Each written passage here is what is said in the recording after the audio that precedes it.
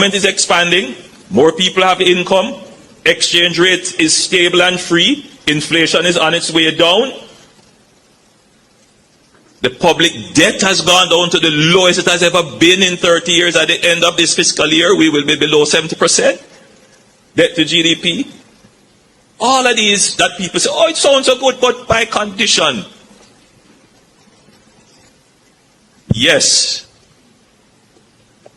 We cannot ignore that we still have a lot of people who are poor. We cannot ignore that we still have the bad roads that people complain about every day. We cannot ignore the challenges with water. In the recent by-election, when I went into communities, I was confronted by people complaining that they have been without water now for how many decades, and they want their water now.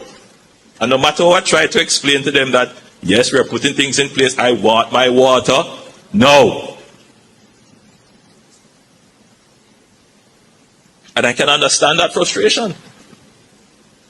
Because it's not that they don't have water, it's that they look across at Draxall and other communities and say, but look how they are developing and nothing is happening in my community. So, I want to put the two things together. That the development of Draxall and the investments that are being here, it is important that this be done so that we get the tax revenues and we get the people employed so that we can then take the dividends from these foreign direct investments that are made and now invest it in the people. And that is a commitment of this government, that as we pursue the economic development and getting the macroeconomic variables right, the dividends from that, rest assured, the dividends from that will be reinvested in the people in tangible ways. That is why we did something like the reverse tax credit, never before in Jamaica's history, where the government is giving back to people who earn less than $3 million per year. Never before happened. That's a way in which we are making sure that the dividends of the good economic management reaches to the people. Yes, good economic management can yam. Employment is expanding, more people have income, exchange rate is stable and free, inflation is on its way down, the public debt has gone down to the lowest it has ever been in 30 years. I believe that the videos are dangerous. They are dangerous because what they actually do, because of the content and how they frame the arguments, being specific about certain individuals and talking about them.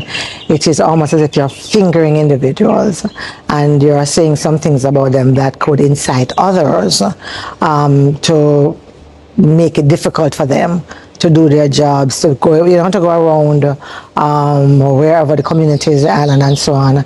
And so I believe it is dangerous. I believe that those who are doing it should stop. I believe that those who are close to those who are doing it should tell them to stop.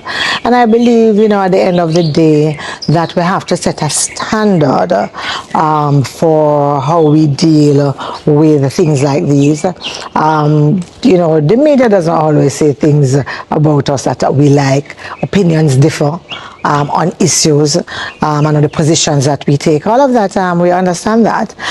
There's no problem in challenging a story's point of view or challenging a perspective that someone has. But when you move it now from the action that the person did or the argument that the person made and you focus it on the person, then now that becomes a whole another kettle of fish and something that I believe we should not turn a blind eye to and we definitely should not ignore. Absolutely, the People's National Party is very clear that there are going to be times when we are going to have to call the media out on what they have said or how they have interpreted a particular story or something that we have have done. That is in the normal and cut and thrust of the business in which we are.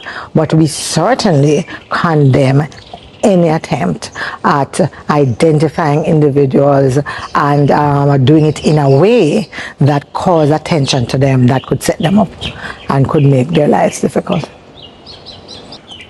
Yes. In terms of the video, it's keep talking about the Prime Minister at work and this attack on the PM. You know, if there were videos going around that support me and that are saying something else about individuals in the media and so on, especially kinds of things that we see, I would call them out. I would ask them to stop. Maybe I noticed that these videos are primarily around the Prime Minister, and therefore I think someone should bring it to his attention so that he can call it out and he can publicly state how he feels about it and ask them to stop, because I believe that this is setting really a very dangerous precedent in our country.